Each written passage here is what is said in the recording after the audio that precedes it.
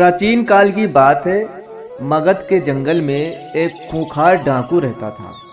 जो राहगीर उस जंगल से गुजरता वह उसे लूटकर मार डालता और एक उंगली काटकर अपने गले में माले के रूप में पहन लेता था, जिससे कि लोग उसे अंगुली माल कहने लगे। एक दिन भगवान बुद्ध मगध राज्य आए। लोगों ने उनका खूब स्वागत और सत्कार किया। बुद्ध ने वहां देखा कि लोगों के अंदर डर है। बुद्ध ने लोगों से पूछा कि आप लोग क्यों डरे हुए हैं। तो लोगों ने डर का कारण बताया कि मगध के जंगल में एक अंगुली माल नाम का डाकू रहता है। जो उस जंगल से गुजरता है वह उसे मार डालता है। लोगों की बात सुनकर भगवान बुद्ध ने ठान लिया कि वह अंगुली माल डाकू से मिलेंगे। बुद्ध अंगुली माल डाकू से मिलने के लिए जंगल की ओर चल दिए। लोगों ने बुद्ध को रोकने का प्रयास किया और कहा जो जंगल में जाता है वह बच के वापस नहीं आता।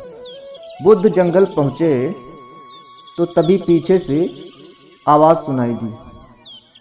बुद्ध रुक गए तो देखा कि एक खूंखार काला सा व्यक्ति खड़ा था।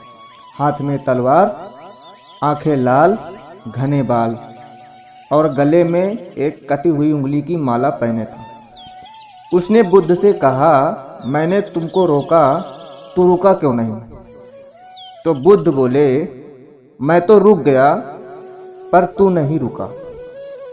अंगुली माल ने कहा कि लोग हमारे सामने आने के लिए डरते हैं, थर थर कांपते हैं, तुम्हें कोई डर नहीं लगा?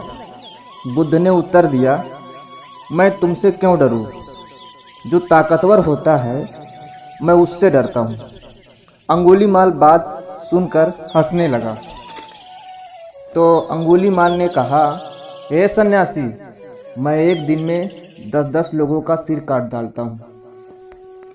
तो बुद्ध बोले, यदि तुम अपने आप को ताकतवर समझते हो तो उस पेड़ से 10 पत्ते तोड़कर लाओ।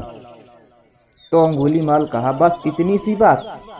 तो अंगुली माल पत्ता तोड़कर लाया और कहा, यदि आप कहो तो हम पेड़ ही उखाड़ लाऊं। तो बुद्ध ने कहा, तुम अगर सचमुच अपने आप को ताकतवर समझते हो तो अब इस पत्तियों को पेड़ में जाके जोड़ दो। और अंगुली माल ये सुनकर क्रोधित हो गया और कहा, कहीं टूटे हुए पत्ते पेड़ में फिर से जुड़ सकते हैं? तो भगवान बुद्ध बोले, जब तुम पत्ते को जोड़ नहीं सकते तो तुम्हें तोड़ने का अधिकार किसने दिया? यदि तुम ताकतवर हो तो आदमी का सिर जोड़ क्यों नहीं सकते? अपने आप को ताकतवर समझते हो? और वह बात सुनकर शांत हो गया और महात्मा बुद्ध के चरणों में गिर पड़ा। कहा, हे भगवान, मुझे माफ़ कर दीजिए, मैं रास्ता भटक गया था, आप मुझे शरण लीजिए। बुद्ध ने उसे शरण में ले लिया और उसे क्षमा कर दिया और वही अंगुली माल भगवान बुद्ध का शिष्य बन गया।